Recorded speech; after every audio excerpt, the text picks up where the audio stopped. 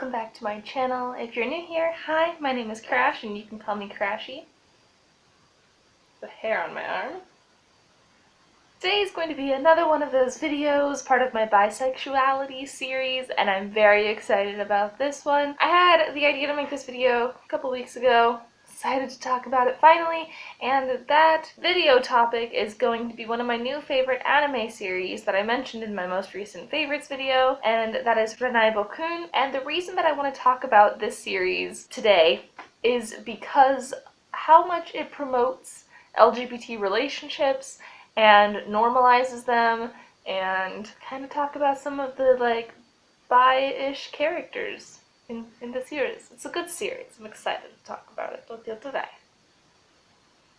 So much crazy hair. So as I mentioned in my monthly favorites video, Renai Bokun, or also Love Tyrant, I believe, but Bennett and I call it Kiss Note, is an anime series about a Cupid angel named Guri, and her job is to create couples, and she has a book that is exactly like Death Note, but it is a love note, or a kiss note is what it says, that makes people kiss and then start a relationship, and it gives people, it creates potentials for relationships where they may not have existed before, which is just, first of all, just a very cute concept, and the character Guri is just so lovable and sweet, so it starts out really well. So at the beginning of the series, Guri has accidentally written down the name of Seiji, Aino-kun, and because she accidentally wrote down Aino-kun's name, she decides to help him create a relationship with the person that he has a crush on the very most. And that person is Hiyama-san. After Hiyama and Aino get together, Guri decides that she wants to be part of it too because she thinks that their love is so cute, and so she writes down her name as well. And then there's a trio that forms. Shortly thereafter, Hiyama-san's sister, who I will only refer to as Yuzu because her last name is Kichogasaki. I've never heard them say that name in the anime. She's Yuzu, and it is. Shortly thereafter, Yuzu professes her love for Hiyama-san, and Guri writes down her name as well into the kiss note. And then we have our main four people love relationship. It's great. So one of the reasons that I love this show so incredibly much is because A, it's a primarily female cast, which I just love in anime, but mostly because of how much it normalizes very different relationships. Very, I would say atypical, but not really. Very LGBT-friendly relationships. We have Yuzu, who is in love with Hiyama, so that is a woman-woman relationship.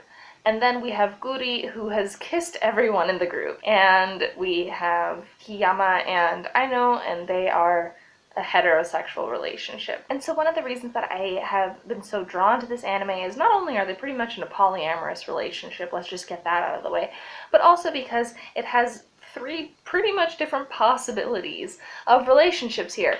Obviously, unfortunately, they don't have a male character that is bi, they don't have a Guri counterpart that is male, but they have a bisexual girl, a heterosexual couple, and a homosexual couple.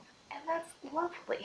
Also, Guri is just completely obsessed, and we see that at the beginning of the show, with creating male homosexual couples. She does this at first, like senators or congressmen or whatever. While they're on television. While they're on television.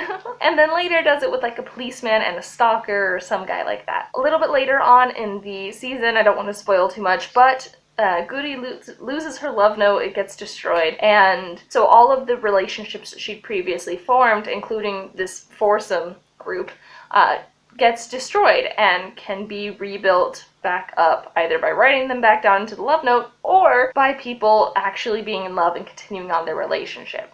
So in the case of the policeman and like the stalker dude, whatever, the stalker guy's like, okay, I guess it's over, we're not together anymore. And then the policeman comes running after him and is like, is this really the end? No, I love you. And then they get back together and they love each other. And we see this a couple of episodes again later with the two of them at the beach being lovey-dovey and a happy couple.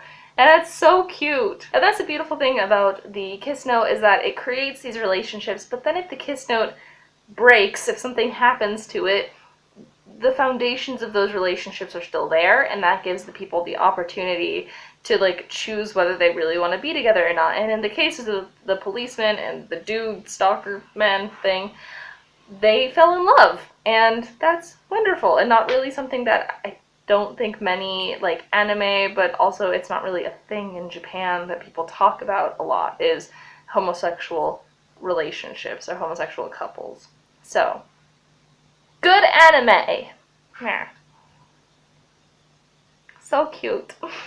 So I guess the main reason that I love this show so much, and Bennett and I have talked about this at length, is pretty much just how much the show normalizes all sorts of relationships.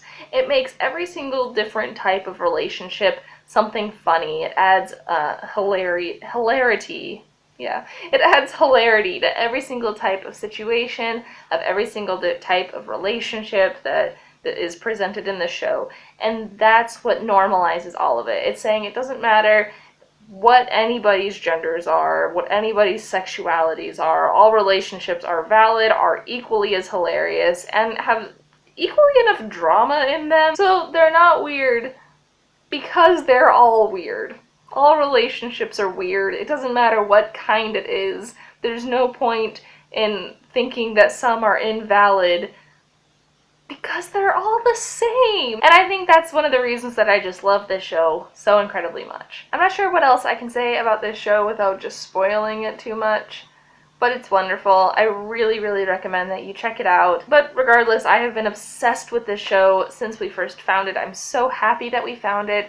I think it really talks about some ideas that I find completely agreeable, and it's funny. It's really, really funny. The one thing that I do think that this show normalizes, which I don't think is a good idea, is incest.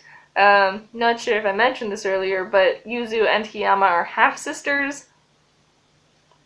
So that's not good. Incest is not good. But any other sort of relationship with consenting people who are not related, they're fine. Incest, not fine. Just that's important.